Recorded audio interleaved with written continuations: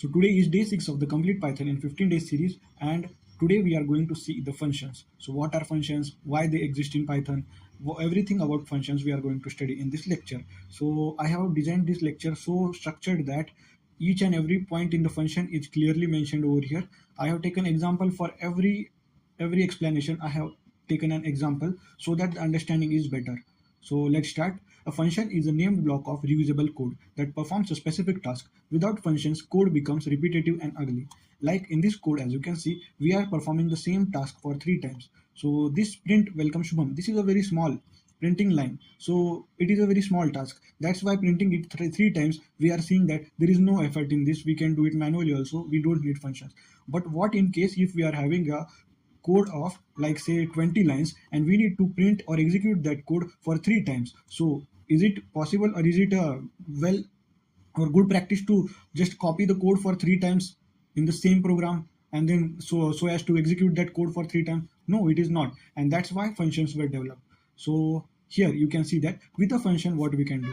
This is defined function. This is how the function is defined. I will tell you how to define a function, what are parameter, what are argument, but let's go with the flow. Just try to understand what I'm telling. So def welcome, this welcome is the name of the function. This def is the defined function. This is how the function is defined and this is how the function is called. So this welcome function is created over here, def welcome, inside of which print welcome Shubham is given. And if we need to print this for 3 times, we just call this function for 3 times. This is 1 time, 2 time, 3 time. So just define 1 time and call as many time as you want. This is the use of the functions. So you wrote the logic once and reused it. This is how we can understand. So why functions exist? Functions exist because of the 4 main reasons, and these are the first reason is the reusability, that is write once and use many times. This is the most important feature of the functions. Second one is readability. Code becomes meaningful, like as in this case the code looks like very proper, very structured and very readable. But if we do this type of code, like it is small, as I told you, if we have a very big code and we just repeatedly print it for running it multiple times, then that readability gets lost. We could not just we feel that it is very much complex to read and to think and to analyze that thing. So it is very small thing in case of function. So readability becomes meaningful. So maintainability, change in one place. So maintainability means if you want to change in the code, like if we are executing this code for like 5 times in this program, and if something is wrong in this code, then we need to change at 5 places if we do not use the function. But if we use the function, we just need to go into the define function block, and over there we need to make the change, as we have defined the function once only and called it 5 times. So the defined function change would reflect in as many times as we have called. So maintainability is the another most important thing. And abstraction, that is hide internal logic. So abstraction means hide internal logic. So how do we hide the internal logic? That is, we are defining a function and we are calling a function. When we call a function, we are just passing one argument, that is whatever. If we want to add 2 numbers, then we will create a function to add the 2 numbers and just call the function over here by passing 2 arguments, that is like add 2 numbers 5 plus 6. We will just give here function name, that is add into bracket 5, 6. Then whatever process is going on in the function, we are not able to see it, or we don't need to see that thing. And that's why abstraction, that is hide internal logic. So think of built-in functions. So length of string, print a string, then input. What are these? These are the functions only, but these are the built-in functions. They were just functions written by the Python developers. That's why when we use the print, we print the statement. When we use the length of a particular string or a list, then we get the count of number of elements or number of letters present in that particular string or list. When we put this input, then what we do, we can take the input from the user. These were the functions only, but they were defined from the user. When you write, let's say when you write define add a comma b, return a plus b, you are extending Python with your own command. From this point, you stop being a user of Python and start becoming a creator inside Python. So as this length, print, input, these are the functions defined by the Python developers. We can create our function by ourselves, and hence it is telling that we can become creator in a Python. That is, see over here, def add a comma b, return a plus b. This is how an add function can be created, which does the sum of 2 numbers. It is as simple as that. let's see another point, that is DEF, syntax and structure.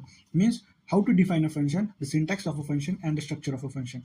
So basic structure is like this: DEF, function name, and then this rounded brackets, and then colon, and inside of which a block of code can be written. This is the structure of a function. And then here it is an example: DEF, greet, print hello world. So this is a function for greet, inside of which it is having a statement of printing, that is printing hello world. Rules are there for this function, that is DEF keyword starts a function. So whenever we write the function or define a function, it should be start with DEF. Name follows variable naming rules. So there are variable naming rules several, like there should not be space in the variable name, there should be like no letters, it should be alphabet only, underscore and uh, ampersand, these two things only can be used inside the name defining. Other numbers like at the rate and all cannot be used. This is how the name follows variable naming rules. This rounded bracket is mandatory. Code must be indented, that is indentation should be there, that is DEF greet code. Then this print statement, that is print block, is inside this function, so it should be having a space over here. So indentation is the very important part in Python. In Python we don't have like curly brackets and all that as we have in Java, but we have the indentation very strict in Python. It is a very simple, very easy, and very means connecting language, Python. It is similar to English only, but the only thing we need to take care a lot is that we need to look for the indentation very properly. If the indentation is wrong, then the code would not move ahead, it would get just trash only. So nothing runs yet. Just we have seen the structure of the function, how to define and all. Nothing runs yet. Now we will see how to call a function. A function runs only when called. Means this is a function which we have defined.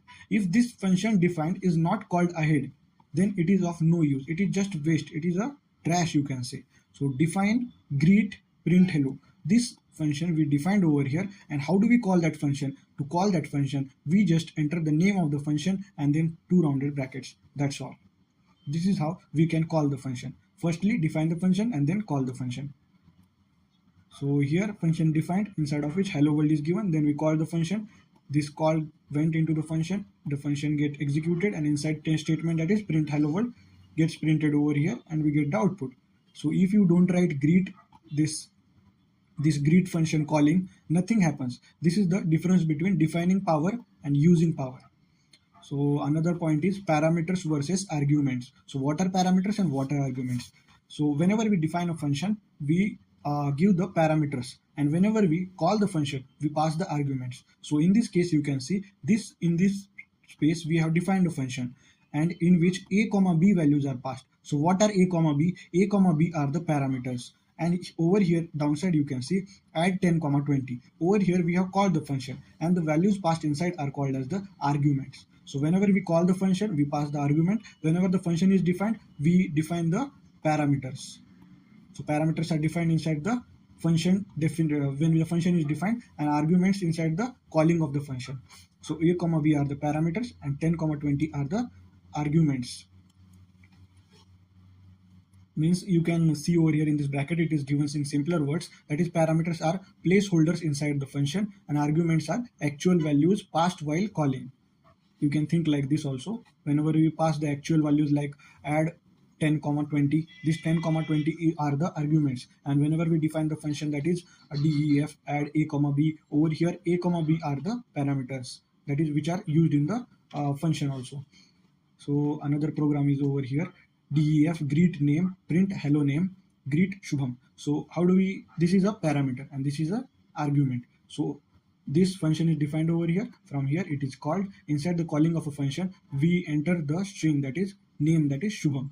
This string goes into the defined function inside the parameter. This argument is reflects the parameter only.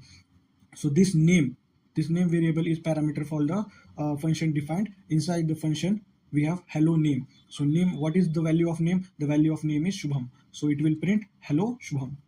This is how the output we get. So parameter, variable in function definition, argument, real value given to the function. Parameter lives inside the function, argument comes from outside.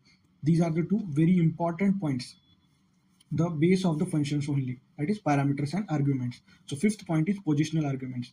So in function, we have total 4 types of arguments: positional argument, then keyword argument, then default argument, and variable length argument. And variable length argument also, we have variable positional length argument and variable keyword positional length arguments.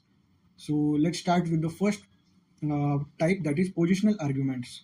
So in positional arguments, order matters. That is the position at which the particular argument is passed. That matters a lot in positional argument. So here function is defined and here function is called. So subtract a comma b, print a minus b. So this is the function defined, and whenever we call, what we do is subtract 10 comma 5. So this 10 will be a and 5 will be b. Like first argument will be the first parameter, second argument would be the second parameter, and then the further execution would happen. So the position a lot matters in this positional argument. The whole game is on the position. So subtract 10 comma 5, it will do 10 is a and 5 is b. So 10 minus 5, that is 5 would be the answer. But the similar values when we interchange, that is instead of 10 comma 5, if we do 5 comma 10, now a has become 5 and b has become 10. So what we get printed is 5 minus 10. So the answer is minus 5. In this way, the positional argument works. So the position matters a lot in positional argument.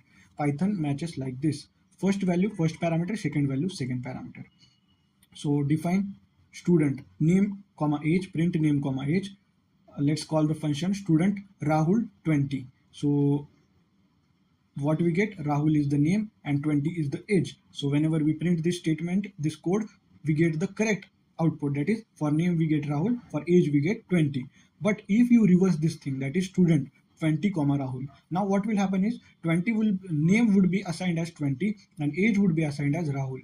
So the output becomes wrong. Means this function will give the output, it would print 20 Rahul, but it is a wrong output. It is like linking the name with the 20 and age with the Rahul. So this thing is conceptually logically wrong, although it will print the output. So no error, but logical bug. This is dangerous because Python won't warn you. That's why positional arguments are fast, simple, but risky in big functions. Later you will see how keyword arguments fix this. So we are done with our first type of argument, that is positional argument. Now let's start with the second, that is the default arguments. A default argument gives a parameter a value in advance. If the caller does not provide that argument, the default is used. Means as we were having that, we were giving the arguments and there were the parameters present. As many number of arguments, that many number of parameters were present. But in case of default argument, what happens is the parameters that are present are already defined with some particular value inside the function definition. So the parameters are already defined. But if you pass any argument while calling the function, then that particular argument would interchange with the value which is assigned already with the parameter and print that value. As in this case, you can see define greet name equals to guest. So name is assigned with the value guest. So print hello name. So when we do greet and pass the parameter Shubham, pass the argument Shubham inside of it, then what we do, what happens is name would be assigned with Shubham. So the output will be hello Shubham in this case. But what if we don't pass the argument? This default argument gives us the freedom to not pass the argument also. It will manage itself as it is having some default values set to the parameter. So if we don't pass any kind of argument, then what it will print? It will print hello guest. So that is how the default argument works. But one more thing you need to understand is that default arguments are defined. This is the left side, this is the right side. So default arguments can be defined from the right side only. Like if there is name, if there is roll number, and if there is address, you can define the address, you can define the roll number, and you can take the argument passed from the user as the name. But the reverse you cannot do. You can there is name, roll number, and address. So name is defined, roll number is defined, and taking the argument as the taking the address as the argument from the user. So it would not be right. The default arguments are always defined from the right side. The left side are left empty for the positional arguments. So in this case, here name has default value guest. This name has the default value guest. If an argument is passed, it overrides the default. If nothing is passed, default is used. This is how the default argument works. So another thing, that is the default parameters must be at the end. So this is what I told you, that default parameters should be at the end, means should be start from the right side only. The default parameter should be defined at the right side, and the left side parameter should not be defined. They would be taken as arguments from the user, and the reverse is not working. It is not possible. So define, this is defined wrongly. See over here, a equals to 10 is given and b is left empty. So this is wrong. So what is correct? A should be left empty and B should be defined. So right side is defined and left side is left empty. This is the correct thing. So because Python matches positional argument from the left to right, you need to think like this. Positional arguments are being matched from the left side to the right side in Python, and that's why this default arguments, whenever are set default, they are set from the right side, and the left side are left empty for the positional arguments. So our third type of argument, that is the keyword argument. Keyword means it is the same thing like as we have studied in dictionary. One is key, one is value. The same thing in keyword arguments also. There is key and there is value which are to be passed so as they could be further processed. In a keyword argument, you pass values by names, not position. So let's see this example. Define student name comma age, print name comma age. So here we are calling student age equal to 20, name equal to Rahul. So what happened in this case? You see, in case of positional argument, if first parameter is name and second parameter age, then while passing the argument, we also need to pass the first argument as name and the second argument as age. But in case of keyword argument, there is no need to do that, because the name of the parameter is being arranged with the name of the argument. In this case, keyword argument. As you can see, student age equals to 20 and name equals to Rahul. So firstly it is age and secondly it is name. But whenever the function is defined, firstly it is name and secondly it is age. But still the output would be in correct manner. That is, first the name would be printed and then the age would be printed, because this key and value, they are linked together. Name is linked with Rahul and age is linked with 20. Order no longer matters now. In case of positional and in case of default, the order was mattering. In case of keyword, the order no longer matters. So you can also mix like student, Rahul, age equals to 20. Here age equals to 20 is defined. Rahul can be passed as the parameter. Means firstly name is there, so we should not, here the key, that is the name, is not used. Directly Rahul is passed, and for the second argument, age, that is the parameter with the argument, is passed. In this way we can also mix them together. But this is illegal. Student name equal to Rahul, comma 20. This is illegal. Why it is illegal? Because positional after keyword, means the keyword argument, that is, this is name equals to Rahul. This keyword argument should not be defined before the positional argument. All the positional arguments should be defined earlier, and after that this keyword argument can be defined. So this kind of defining, that is name equals to Rahul and then comma 20, this kind of passing the arguments is wrong. Always remember to pass the positional argument first and then the keyword argument after that positional argument. So positional first and keyword after. Why keyword arguments matter? Avoid logical bugs, improve readability, and essential in real APIs. Real APIs means the real applications that we are using. In these applications, this is very important, because there is no chance for, like, if there is name and if there is age, if we pass the age in case of name and name in case of age. This is a total blunder in case of real use. Users won't just see over that app if it is showing this kind of glitches. So this keyword argument is used in real life APIs also. So examples are, see over here, define create username, email, and then is admin equals to false, and then pass. This pass is a placeholder, as we have discussed in the break continue pass. In the conditional statements we have been discussed over this. So pass does the placeholders thing. It just makes this function valid, as it is having a complete block defined by the pass. So we have defined a function over here, and now we are calling create user Shubham, then this email ID, and then here the third argument is admin equals to true. So first positional argument username is Shubham, then the email ID, that is the second parameter, the second positional argument is email, and then the third one is admin equals to true, which was a predefined parameter, that is admin equals to false. It makes the false value as true. So without keyword this becomes messy. That's why keyword is very important.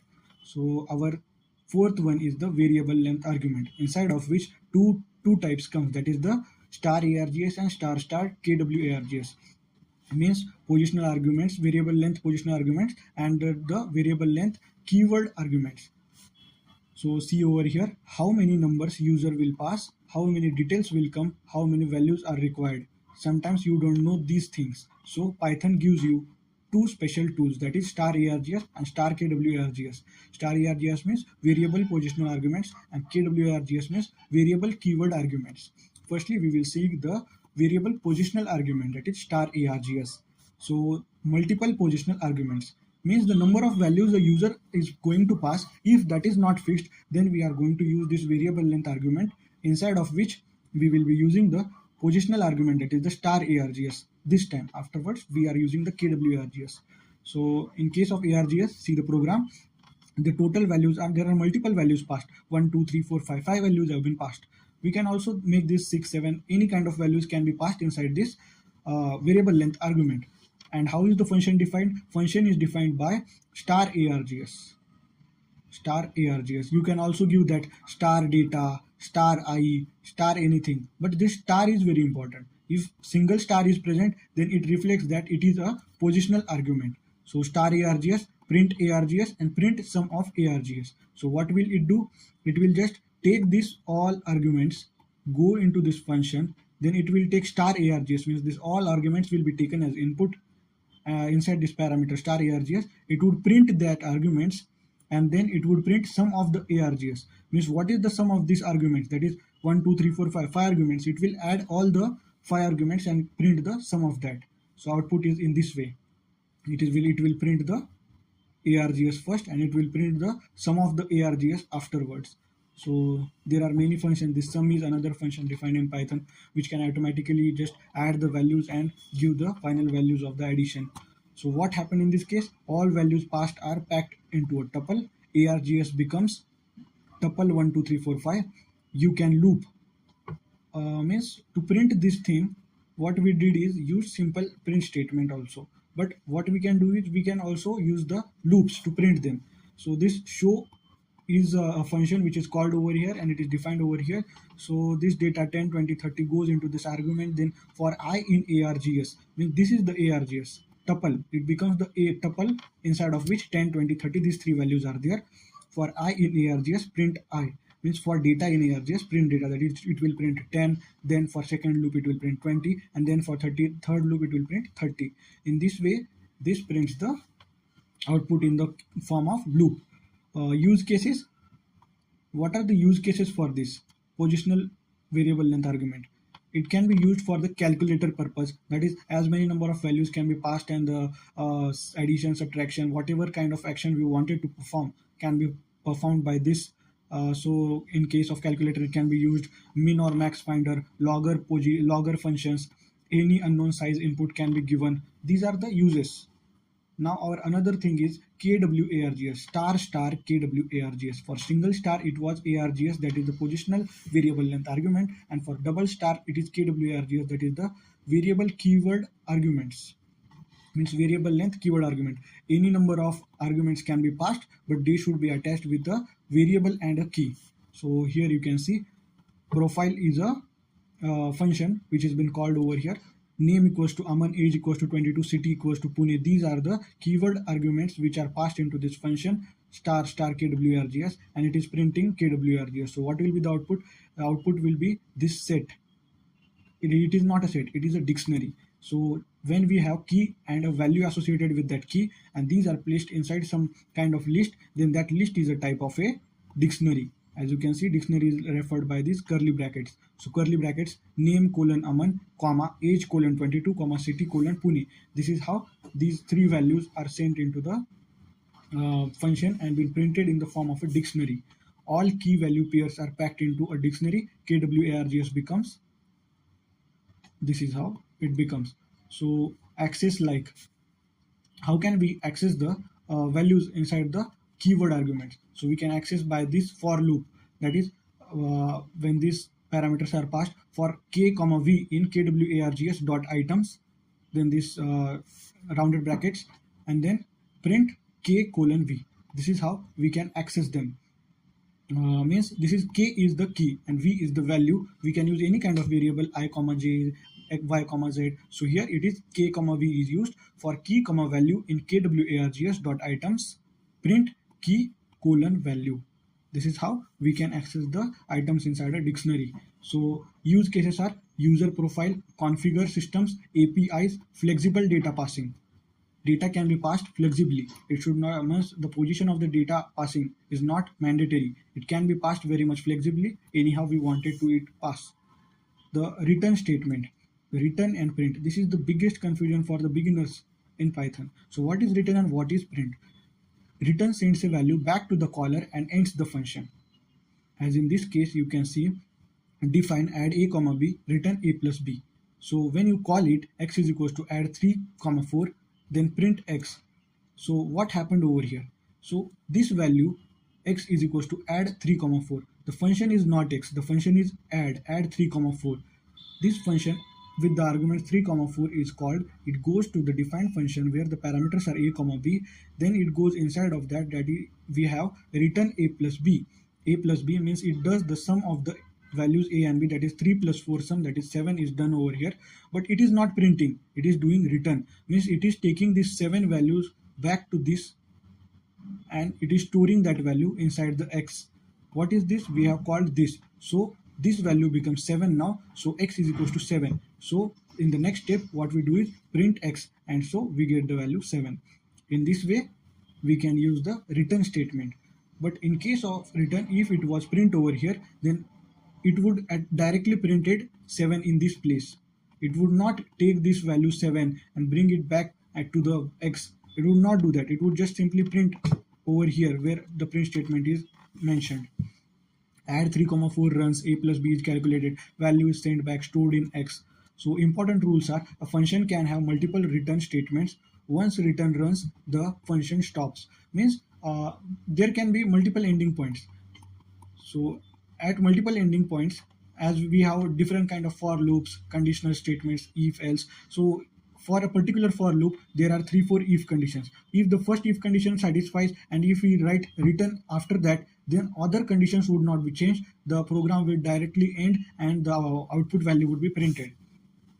So in this way, we can use the return multiple times, but once the return has been called, the program stops functioning. So here you can see print start, then return and print end. This return is directly after this print start.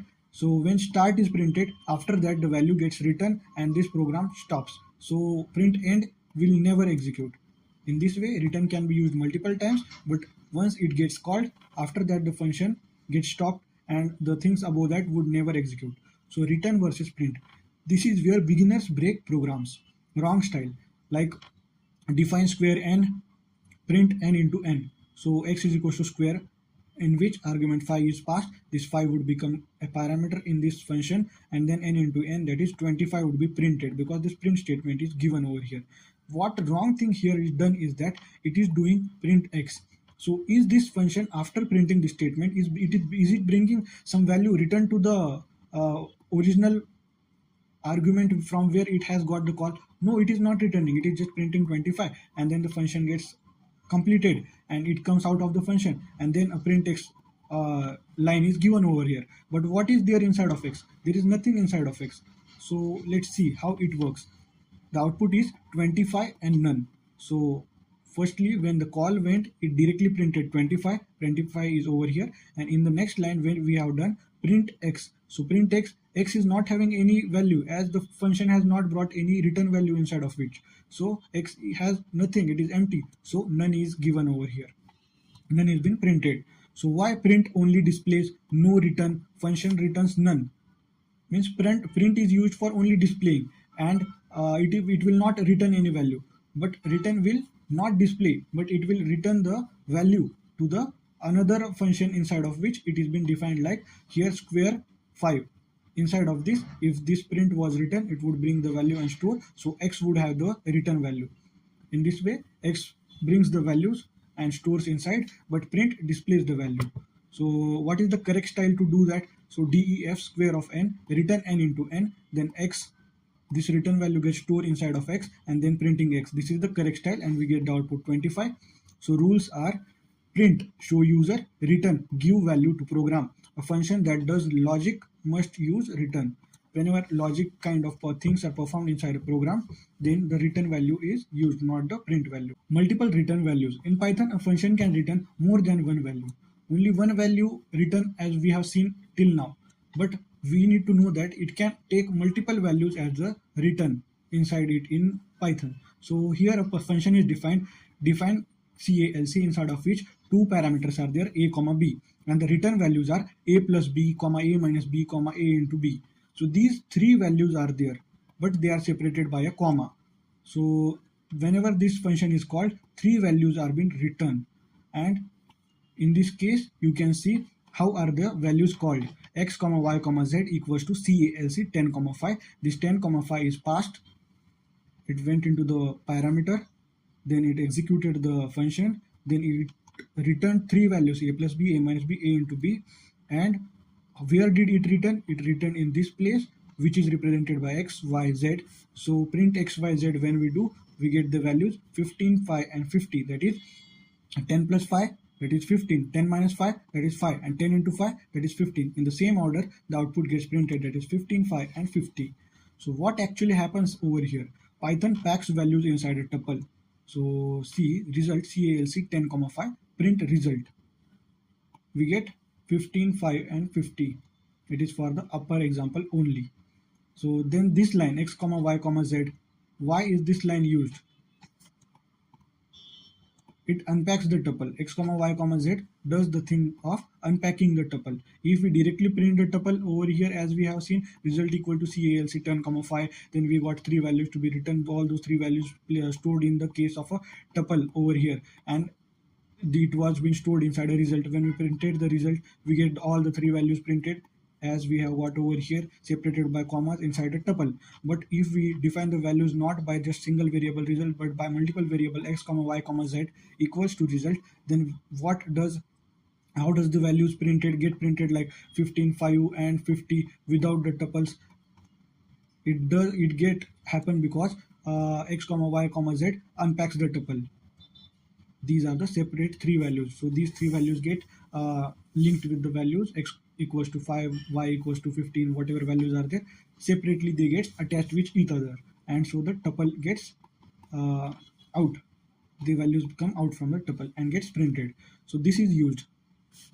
And so this is used in math utilities, returning status plus data, swapping the values.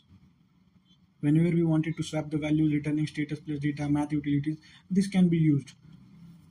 So examples are, this is one example for that particular thing. See over here. So divide is a function which is defined over here, called over here. We will move from the called function, then defined function, and then bring the return values and then print the values.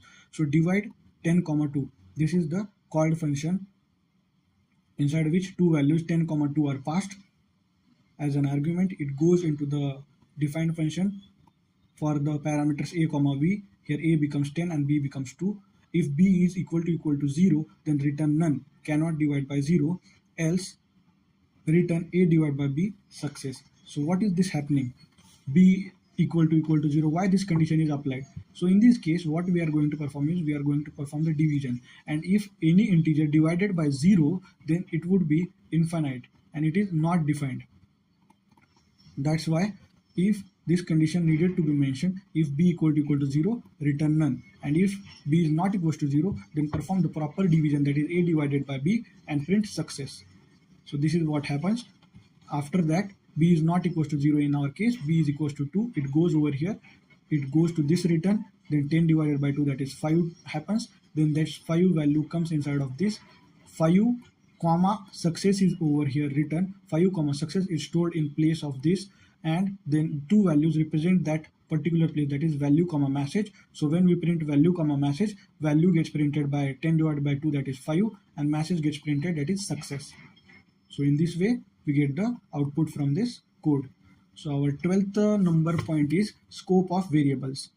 The variables can be stored at different locations, like as in place of global, in place of local.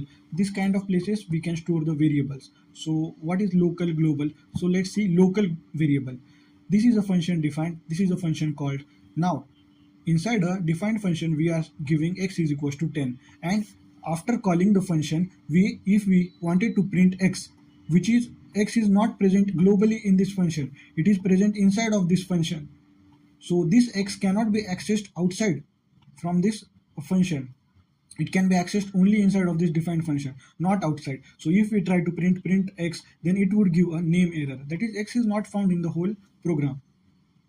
Okay, this is how the local variables are present. So this is called local scope. And what is global scope? So here you can see this is x is equals to 50, this is a function defined, and this is a function called.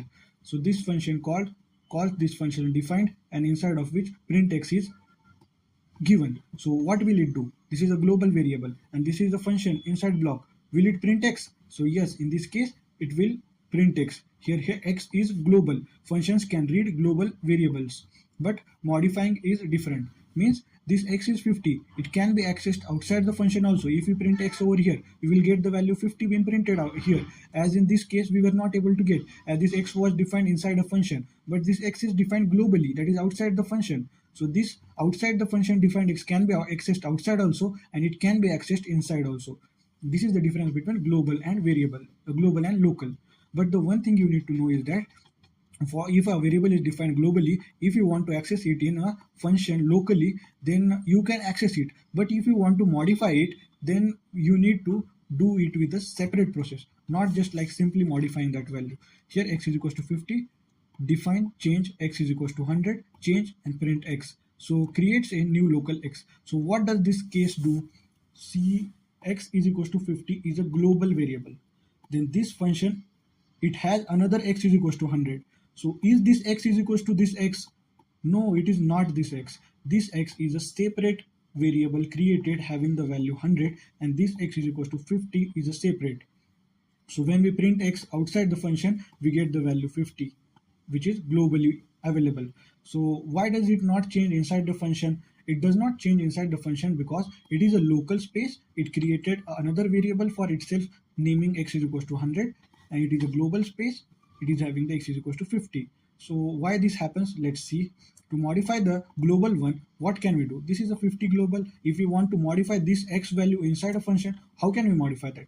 X is equals to 50 is defined globally. Then what we do to modify the x inside a function is that we do global x. We write this variable global. This is a keyword. So we write this global x, and then x is equals to 100. Now this x represents this global x. This global x represents this x is equals to 50. So now x is equals to 100 when done. So x is equals to 50. Here this value gets converted to 100. So when we print after this program, after calling this function, when we print x, what would we get? We will be getting the output as 100, because inside a function we have defined the global x and then changed the value of x, which would be reflecting as the global change. So here x is equals to 100 is printed as the output. So what is the rule for this?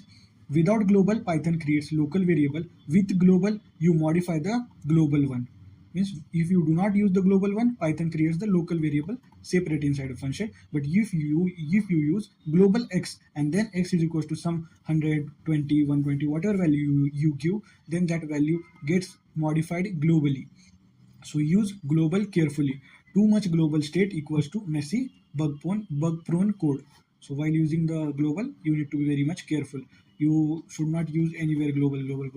You would not be able to understand what the output will be. It will create a mess afterwards.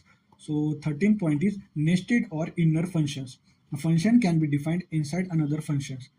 Nested functions, as we have seen, nested control statement, that is if, then inside of that we have another for loop. So inside of one for loop there is another for loop. This is called as a nested condition. Inside of one if condition there is another if condition. This is again called the nested condition. So we are now going to see the nested or inner functions. How are the nested or inner functions there? So here you can see this is a outer function created. This outer function is called by this outer function. This function outer is created over here. It is being called by this outer function. Then this outer function gets called. then inside of this outer function this data is present, so it will just print outer function will be executed. After that there is another defined inner function, but we cannot access this inner function unless and until we call that inner function. We go downside of that and we see that inner function has been called. See, how do we call the inner function? As we call the outer function, similar way we need to call the inner function. Just we need to think of this indentation. This indentation is very important. So similarly, when we call the inner function, it goes to the defined inner function and it prints the inner function. So how would be the pattern of the output? It will print outer function first, then inner function. See over here, output is outer function and then inner function. Inner exists only inside outer. You cannot call inner from the outside. This you need to remember. This inner function cannot be called outside from the outside. If you want to call this inner function, you need to call the outer function firstly. So if you directly print this inner, not the outer, then it will give the name error. Means it will name error. What is name error? We need to know that name error means the error, the particular value which you have called is not found in the program. This inner function is not defined in the program. This is what this name error means. The value is not accessible from where you have called. So why nested functions exist? To hide helper logic, to avoid polluting global space, to group related behavior, to build decorators next day topic. So what is decorator? Decorator is the next day topic. On day 7, we are going to take the decorator topic. It is a very interesting part. It is the higher version of the functions. Means using functions, we can create different like flight booking application, like a event management system, like a to-do list kind of thing. Any kind we can do using this function for the decorator topic, which we would be covering on the day 7, that is tomorrow. So here there is another example, that is x comma y calculator 10 comma 5. Whenever you wanted to just see the function, and whenever you get confused like this is a function, okay, how should I access that function, then you just go where that function is called first. So here calculator is the function, as you can see over here. So it is called over here, calculator 10 comma 5 is called. Then take this value and go to the defined function. This parameters a comma b, 10 is a, b is 5, inside of which two inner functions are present, def add and def sub. Can we access them? No. For accessing them, we need to call this function. So def add we cannot access, def sub we cannot access. We go downside. We have return value, that is add function being called and sub function being called. We have the inner values, and then we take this return value, bring this return value and place in this place. So this place is represented by x comma y. So in the particular serial arrangement only, x will be given add and y will be given sub. So print x comma y, it will print x comma y. What is x? X is equals to call the add function, y is equals to call the sub function. So when x is printed, this add, that is return a plus b, will be printed, and when y is printed, that is this sub, that is a minus b, will be printed. So here add and sub are private helpers. The another concept, that is the 14 number concept, is closure concept. A closure happens when an inner function remembers variables of its outer function even after the outer function has finished execution. So this is a very important point, that is the closure. You need to just pay a little more attention in this place. So here define outer, inside of which message is passed, then define inner, and inside of inner print message is given. So you see this message is a part of the outer function. When this outer function just finishes and it returns the value of the inner function, and when this inner function gets called, it prints the message msg. This msg parameter is used inside the inner function. So what is this? This is that an inner function remembers variables of its outer function even after outer function has finished execution. At this return point, this outer function got finished its execution. Now that it was the time for the inner function to get executed. But the thing is that the part of the outer function, that is this msg, was used in this inner function. This is the concept of closure. So f is equals to outer hello. See how we call that. F is equals to outer hello. We call the outer function this hello message. This hello argument gets parameter for the message, then it returns return value, return inner. Now f is equals to inner is over here. See, this inner has not been called. To call, we use this rounded brackets in front of it. Just the inner value has been written, not the call has gone to the inner value. So the inner value has come over here in this place. So this place is represented by f. So when we call f, what happens is a call goes to the inner function, and then prints msg. What is the message? The message is hello. So output hello is printed over here. This is how the nested uh, function works. This is a nested function, right? Outer function, inner function, it is a nested function. But again, the closure concept is present in this. Means the closure concept to be valid, we need more than one functions nested inside each other. So what happened? Outer hello runs and finishes. It returns inner, but inner still remains MSG. This memory is called a closure memory. Visual idea you can get through this example. So here DEF power inside of which n has been passed, then DEF CALC inside of which x is passed, then return CALC, then call goes to CALC, then inside of CALC return x star star n. So how is this happening? So here you can see power is a outer function. So power of 2. So anything x to the power 2, what we call? We call it a square. X to the power 3, what we call? Cube. So here square and cube are just the simple variable, just for understanding purpose they have been given here. So when power, the inside value 2 is passed, it is represented by square. The call goes to the power. This n parameter is 2 now. It goes over here. It brings the return value CALC and it keeps the CALC value inside the square. The same thing happens for cube. Here power, for the power value is 3, call goes to power, n is equals to 3. It goes over here, return CALC. It gets the value return of the CALC and it places it inside the cube. And then what we do is print square and we pass the value 5, and print cube and we pass the value 5. So this square over here, you can see this square comes over here. But what was this square represented at? This square was represented by CALC. So this square is CALC. CALC, you can imagine CALC over here. Inside of CALC there is value 5 passed. This 5 value passed means the CALC, then it goes to this defined CALC, and inside of x there is 5 passed and it brings the value, return value x star star n, means 5 star star 2. This 5 value for CALC and this 2 value for square, then 5 star star 2, that is been printed. It brings this return value inside of this over here, inside of this square of 5. This return value is brought over here, that is x star star n, that is 5 star star n, which is equals to 25, and that value is now been printed, and hence 25 is the output. In the similar way, how is the cube printed? In similar way, instead of square, cube is given, 5 value is passed, it goes, this CALC is the cube. Then this goes over here, defined CALC, inside of which return value, that is 5 star star 3. Then this value gets written and it has been printed over here. So when we print it, 5 cube is 125. This is how we get the values being printed. So in this way, the concept of closure is used. So each returned function carries its own and behaves differently, preserves state. This is the backbone of decorators, stateful functions, functional programming. If you understand this, decorators will feel obvious tomorrow.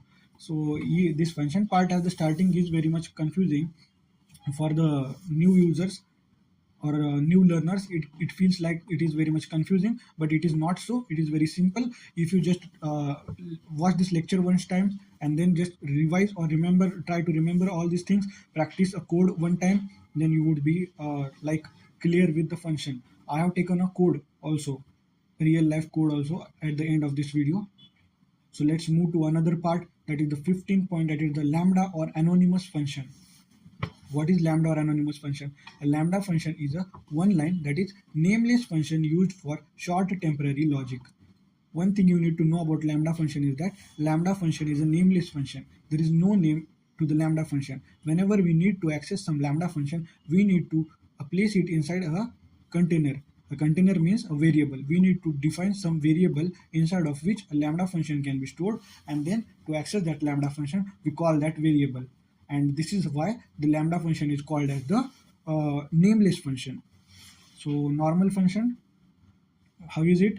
Def square x, then return x into x. This is how a normal function is. But how is a lambda function version?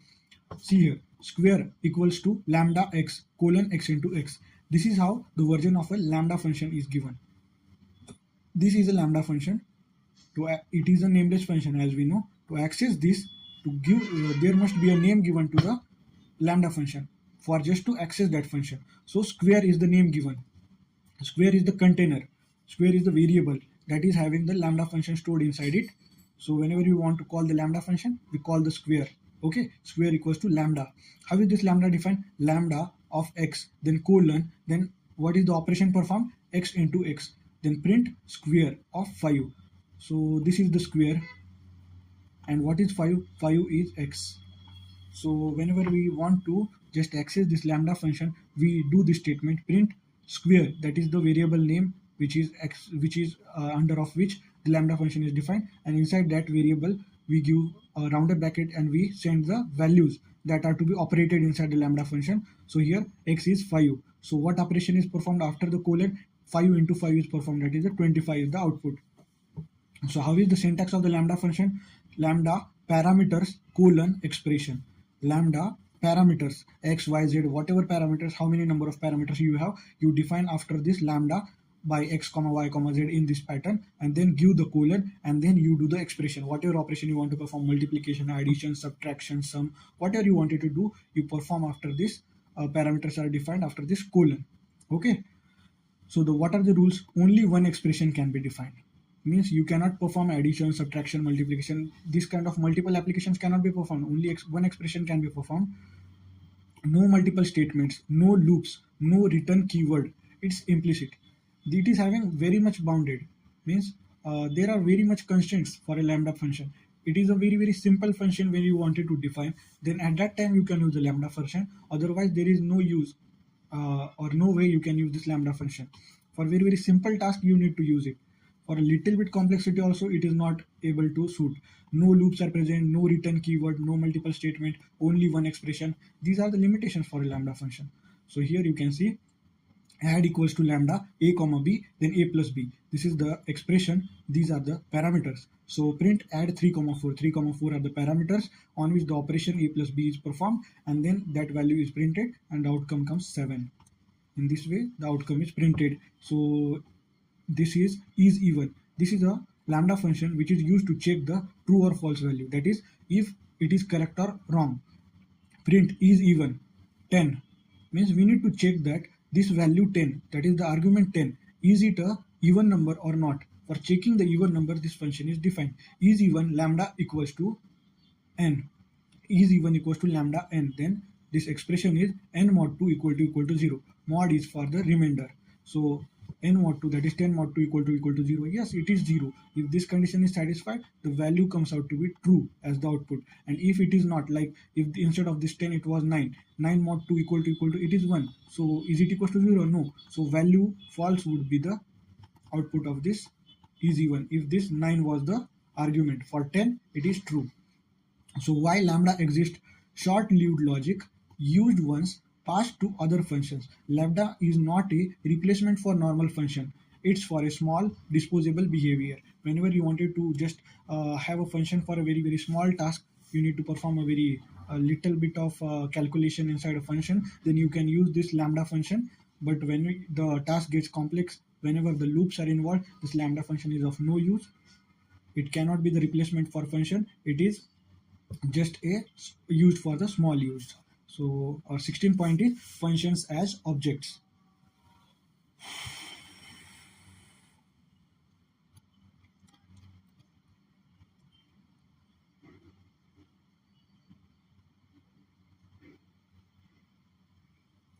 So our 16th point is functions as object.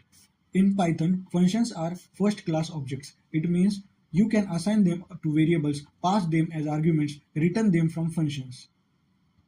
So this is an example over here. You can see.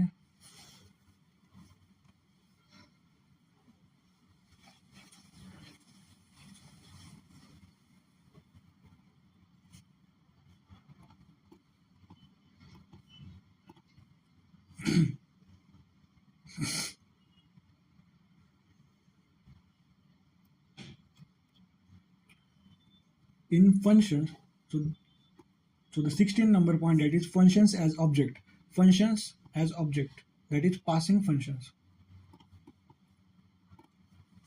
So the 16th number point, that is functions as object, passing the functions. Still now we were passing the values, that is objects x, y, z. We can also pass the functions as the value. In Python, functions are first class objects. That means you can assign them to variables, pass them as arguments, return them from functions. Let's see an example. Here the function greet is over there. So x is equals to greet and x has been called. Here greet is the name of the function defined. But is greet called over here? Is the double rounded bracket present in front of greet? No. So x is equals to greet. And in the next line, x has been called. So x is equals to greet. So this x is equals to greet can call this function greet and then print hello. This is how x now holds the function itself, passing a function. In this way, the function can be assigned to the variable value also. Now passing a function. How to pass a function? See this. This is a code where addition, multiplication, and operate. These three functions are present. So print, operate, add 3, 4. Let's start from over here. Print, operate, add 3, 4. So we will go over here. What is it? It is like operate, add 3, 4. Firstly, operate is being called. We need to go to operate. Inside of operate, there are 3 parameters, 1, 2, 3. Inside of this operate also add 3, 4. 3 arguments are there. So the condition is satisfied and then this operate gets further executed. That is return function a comma b.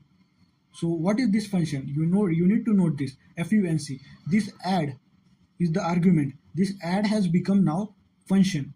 And when we go inside this operate name function, inside that return value, that is function into bracket a comma b, that is add into bracket a comma b, this value has been returned. So what value has been returned? This add a comma b has been returned. So this add a comma b has been written over here. So add a comma b, and what is a comma b in case of add? It is 3 comma 4. So it goes again inside of this add and it has a plus b as the return value. It brings the a plus b as the return value. It prints over here. What is the a plus b? That is 3 plus 4, that is 7. So inside of print there is 7 present, so it will print 7 for this first print statement. Now for the second print statement, what is there? Print, firstly operate, and then this double quote means we have called the operate function. Going to the operate function, it has 3 parameters. We have passed 3 arguments, so the condition has been matched. So here func, which is a parameter, which is the multiple mul, is been assigned as func. Then the return value, that is function of a comma b, which is multiplication of a comma b, has been returned. Multiplication of a comma b has been called now. So where is a multiplication of a comma b? We need to go it and call that function. Now this defined multiplication of a comma b function has been called, inside of which there is return a into b value is there. This a into b value gets returned and comes over here, and inside of this print statement, this value gets stayed. That is 3 into 4. That is 12 value is present inside this print, and when this print statement executes, it prints 12.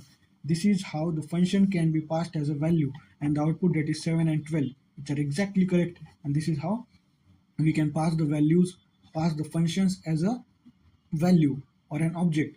So here operate doesn't know what operation will happen. Behavior is injected using a function. This is the core idea behind callbacks, event handlers, decorators, framework design. If you understand this, you understand how Python frameworks work.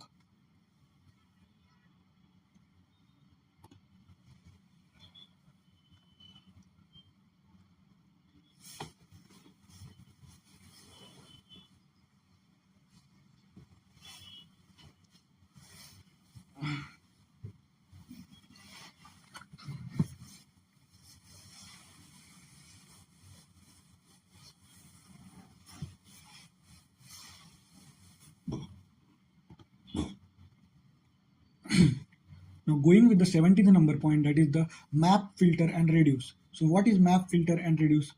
So let's see. These are built-in functional tools that use functions to process data. Assume this is a list, that is nums 1, 2, 3, 4, 5 is a list named nums. So map, transform each element of the list. That is map function iterate. Means map what does? It transform each element of the particular list which has been defined inside it. So map, this is the syntax of map, that is map, then function name and then iterable. So let's see the code for this.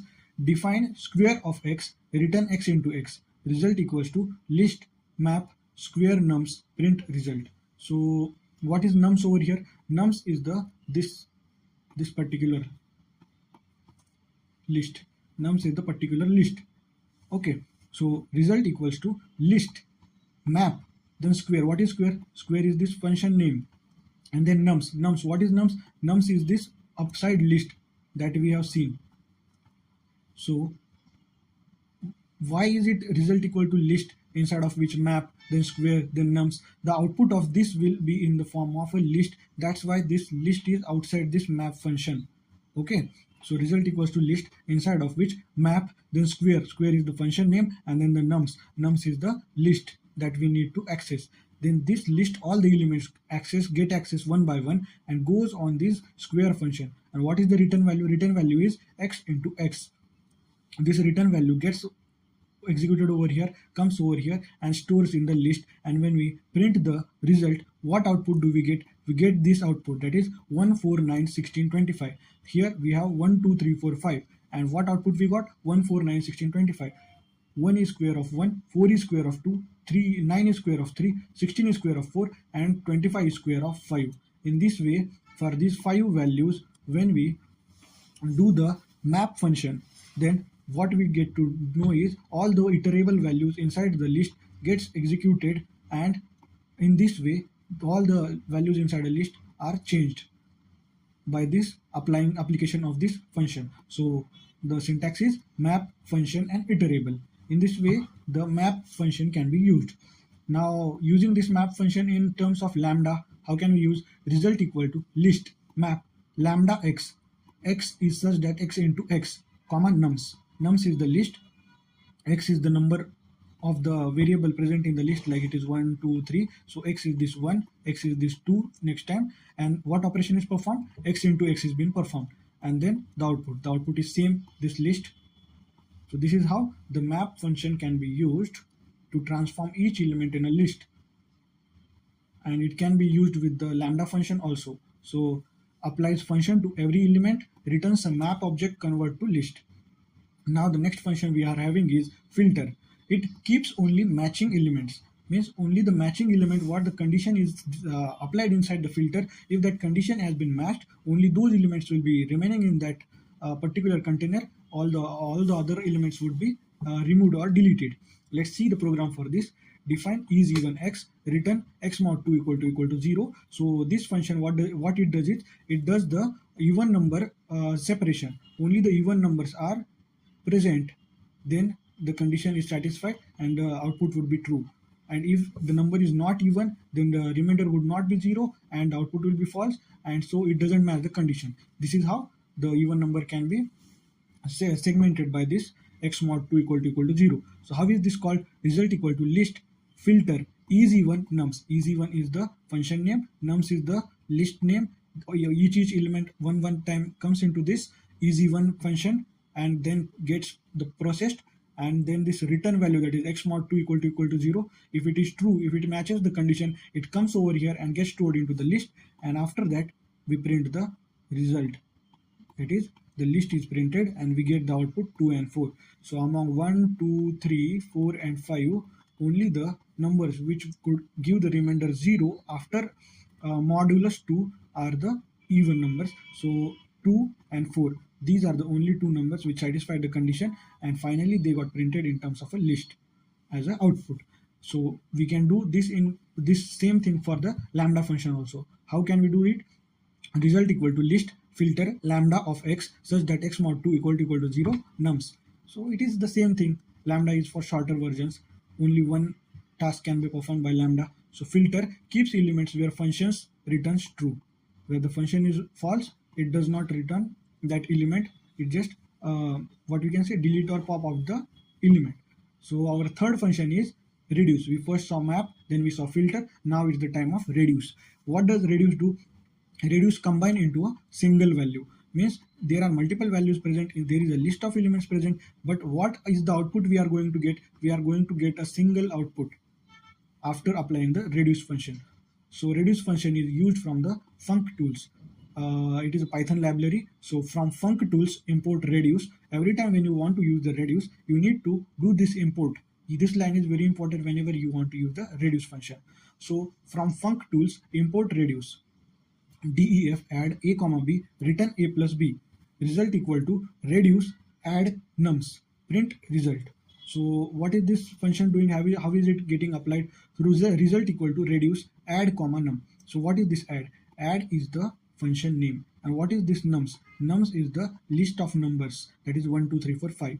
So reduce has been applied on add comma nums. So each element from nums comes over here and it gets executed in such a way that it returns the value of a plus b, and then it comes over here as the final result, and then this result is been printed and the output is 15. So how come it get 15? So the addition of 1 plus 2 plus 3 plus 4 plus 5 is 15. But how does this perform 1 plus 2 plus 3? So in this list, if you have 1, 2, 3, 4 and 5, firstly what it does, it goes over here, it has the access to the list, it has the function add, which is having two values, that is a and b. So it takes 1 and 2, then it returns 1 plus 2, that is 3. Then 3 has been written in a list. So here 3 is been written. So next time what it does is, next loop, it will take the first two values, that is 3 and 3. These 3 and 3 will go over here, return 3 and 3. 3 plus 3 is 6. Now it has 6. So 3 and 3 were done last time. So now 6 is there. So now this time it takes 6 and 4. So it will go over here, return 6 plus 4. 6 plus 4 is 10. What is 6 plus 4? 10. So now it will take 10 and 5, the last two elements of the list. It will go over here, 10 plus 5 is 15. It will just enter into the list and print 15. So is there another element left in this list? No, 15 is the only element left in this list. So it will give the output 15. In this way, the reduce function works. So we saw map, we saw filter, we saw reduce. Now with Lambda, how do we access that? From func tools, import reduce, result equals to reduce lambda a comma b such that a plus b comma nums. The result is that is 15. So reduce takes two values at a time, collapses the list into one result. Use cases are sum product, combine strings, build cumulative logics. Now we have the 18 number point, that is the docstrings. A docstring document what a function does. Means docstring documents what a function does. Whatever the function does, we write the comment that we write this hashtag in Python, and then write in this loop what we are doing, we are finding x. In this way, we write the comment whenever we want to make the readability of the program more. Whenever we want to specially submit the code to someone else so that that particular person can read the code, so we use this hashtag and then do the comments by ourselves, by our end. But the same thing can be done by docstring, that is a docstring document what a function does. Automatically it documents whatever operation has been performed inside the function. No need to give this hashtag and print it manually by our side. Like here you can see def add a comma b, return a plus b. So what is this function doing? It returns the sum of two numbers. So how can we use this or access this docstring? To access this docstring, we can print like this: print add dot underscore underscore doc underscore underscore. So to print a docstring, we need to use like this print function, that is print, inside of which add is the name of the function, dot underscore underscore doc, and then this docstring can be documented and printed. So what is the output? Returns the sum of the two numbers, that is a plus b. It is doing the same task, it is returning the sum of the two numbers. In this way it can be documented. Why docstrings matter? Used by IDEs, that is integrated development environments, used by help, professional practice, self-documenting code. Now see over here, def login, user and password, and then inside of which there is a docstring, that is validate user credential, returns true if valid, else false. This is how a docstring can work, and it can print what the function is actually doing. So this is how real libraries are written. Function related errors, the ones that kill beginners. So these are the mistakes that silently ruin logic. These are the mistakes that the beginners mostly do, unknowingly do.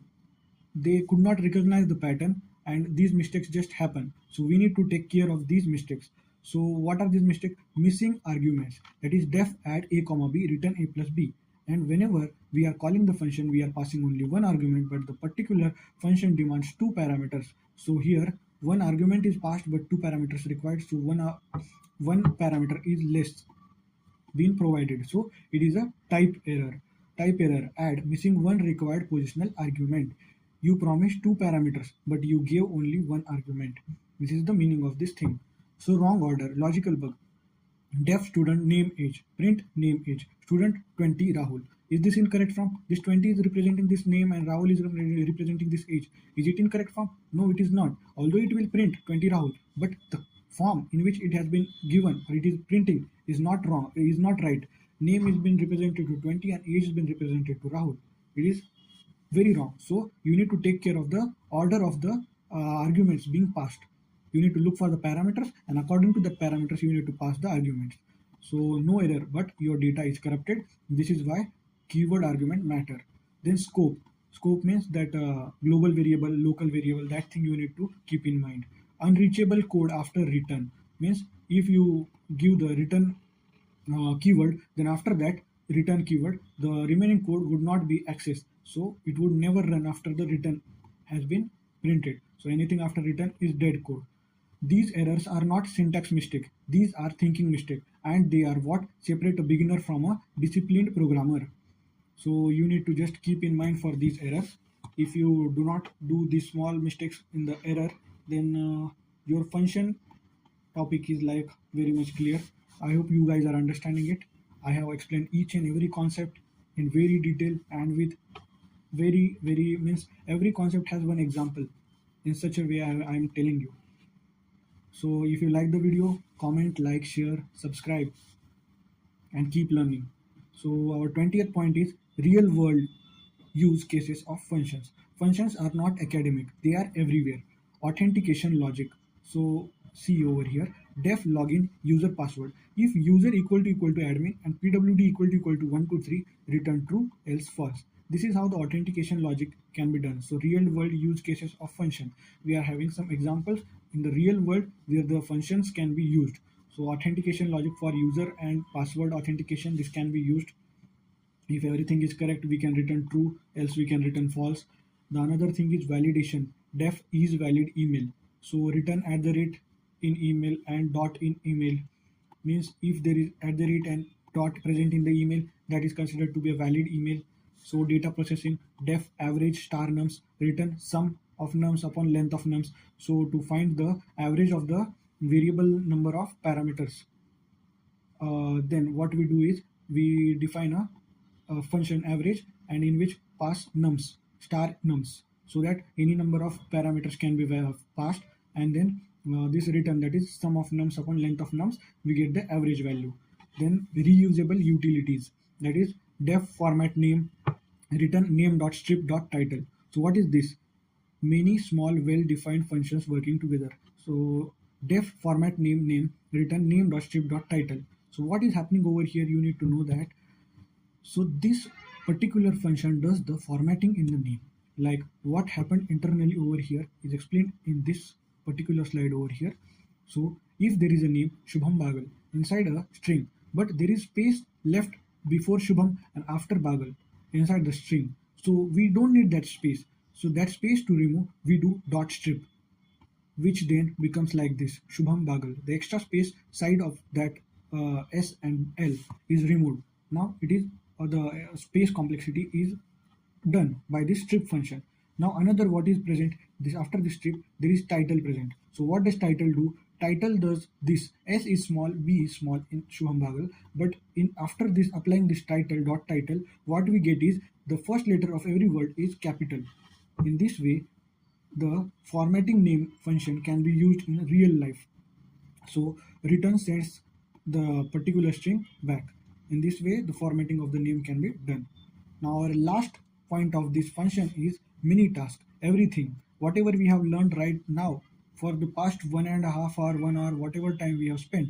So we are going to do all the things or summarize all the things in a terms of a program, that is build a student result processor.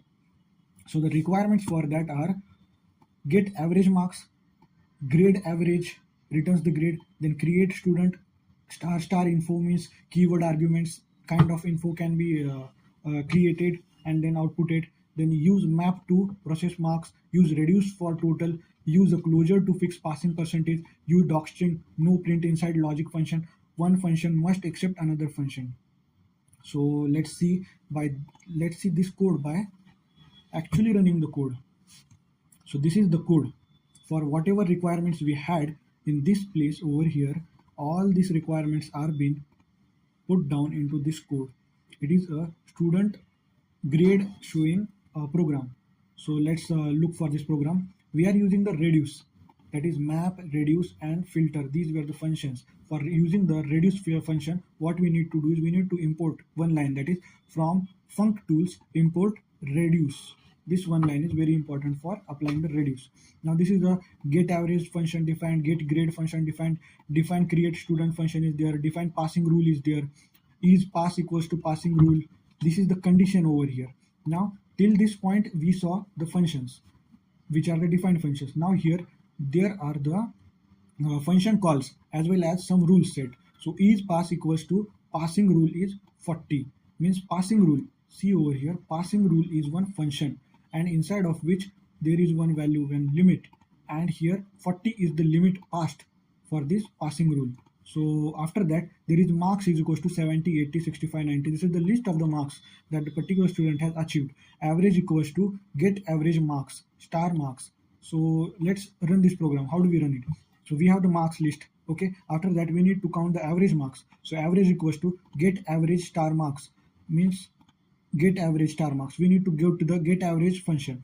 Where is it? It is over here. So get average marks. Inside of this marks, all the marks in the list are being entered. So returns average of marks. How does it return? Return sum of marks upon length of marks. So this sum of marks does divided by the length of marks. There are 4 subject marks, so it will be dividing it by the 4.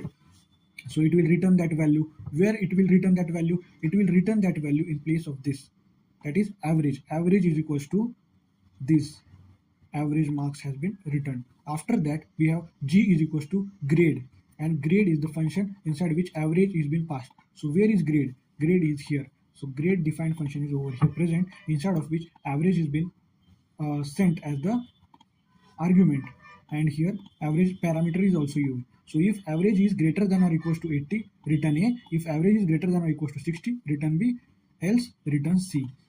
So whatever return value will come from here, where will that return value come? That return value will come in G. After this, what we need to do is status. So is the student pass or fails? We need to find the status. So for finding the status, is pass function. Where is pass function? Is pass is over here. Is pass. What is having is pass? Is pass is having the value passing rule 40. So is pass is having the passing rule 40. It comes over here. It goes into this passing rule. Then this 40 limit is being given to this 40 rule. See, you are understanding. Status is equals to is pass, under inside of which average is being defined. So where is pass? Is pass function is present? No, is pass is not present, but is pass is present over here. Is pass equals to passing rule 40. Passing rule 40 is a function. So firstly, this passing rule 40 will be accessed. The 40 value will be given. The 40 is the limit value, and then this average value inside of this passing rule is will be run. So this is pass will run, passing rule will run, passing rule 40 value will be done. Then this define function to access, we need to define check. We need to call the check function. Then we return the check value. Where do we return the check value? We return the check value in this is pass. Then is pass means check of average is there. Then check of average does over here. We access the check function, and then inside of which return is there, that is average is greater than or equals to limit, means whatever the average number of marks that has been calculated is greater than 40 is checked in this condition, and that value is being brought over here in the status and stored. If it is true, the status will print true. If it is false, the status will print false. And then finally a student equals to create student. What is present inside it?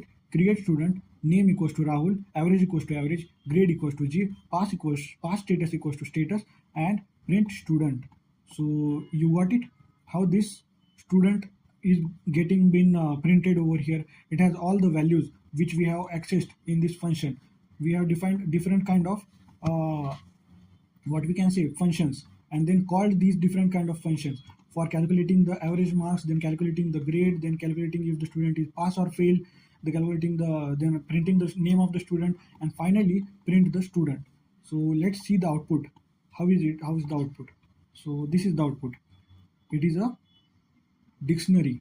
So it is having key and value. So key and value is stored in dictionary. So name is Rahul, average is 76.25, grade is B, so student is pass status is true. So this is how the output we get. So if we change some data, like here I will write 30, here I will write 25, here like 32, and over here also I will just write 40. What I am trying to do is I am trying to fail this particular student, so that what we can see is if the result is fail or not. Just to see the result fail or not, we are making this particular student fail. So Rahul average 31.75, grade C, pass status false, means the student is for fail now, as the marks are less than 40. So in this way we have done this task, mini task of in which all the things we have learned in this session are been practiced. So this single task uses function, star args, star kwargs, return, closure, higher order function, real world structure. If someone completes this, they understand functions. So day 6 is now complete. It was a long session. So tomorrow we weaponize this knowledge with decorators. Stay tuned, keep learning, learn fast.